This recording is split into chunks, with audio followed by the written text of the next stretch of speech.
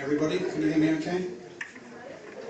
For those of you who don't know me, I'm actually the treasurer of the Boston Spa Scout Group. The Scout Group finances are...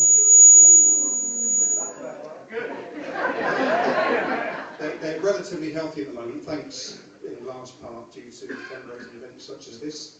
To put things into context, the money we expect to raise tonight will enable us to pay for 10 new patrol tents, or 1,700 large tins of baked beans, or enough beer to keep the leaders going for a 3-night camp.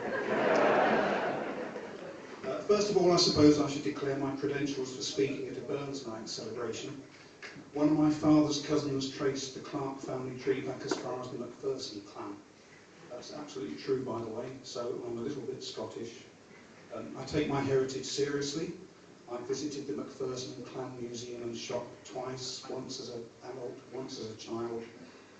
If you're ever driving through Newton Moor in the Highland region of Scotland, I'd hardly recommend that you keep driving because the museum is boring and everything in the shop is a little bit crap.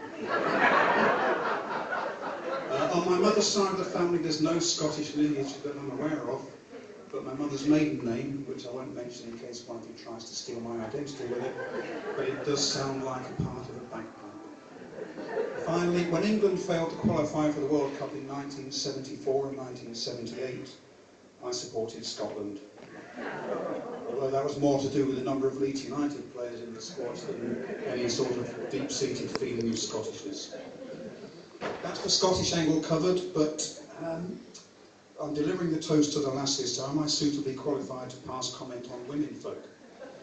Well, I have a wife, 2 daughters, 1 a teenager, 4 hens, and even the dog is female. So I know a little bit about handbags, shoes, and moisturiser, and a lot, and I mean a lot, about hormones. Hi, Georgia. Anyhow, the lassies. What can I say about our lovely wives, girlfriends and fiancées? Actually, I can say what I like with impunity, as my wife isn't here this evening. She doesn't like haggis, or whiskey, or Scottish country dancing, or bagpipes, or Scottish poetry. In fact, she doesn't even like tartan unless it's on a box of shortbread biscuits. So she didn't want to come tonight, and while I'm here, she's going to stay and watch Monica for Glen. What I'm supposed to do now, apparently, by tradition, is make fun of the little foibles that mark men apart from women, like the fact that we men enjoy watching women kiss, whereas the opposite is not true. I'll let you into a little secret here, ladies. The real reason we men like to watch women kiss so much isn't because we find it erotic, it's because it means that's an extra 2 women who aren't talking.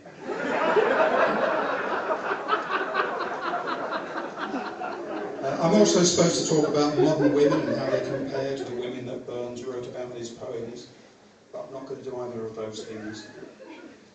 As this event is a celebration of the legacy of Robbie Burns, what better way to pay tribute to the lassies than to highlight the achievements of a member of the fairer sex whose poetic legacy is no less important than that of wee Robbie.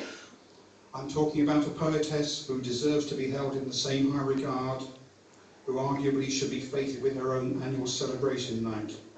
A poetess who is as successful, famous, well-loved and critically acclaimed as Robert Burns himself, possibly even more so.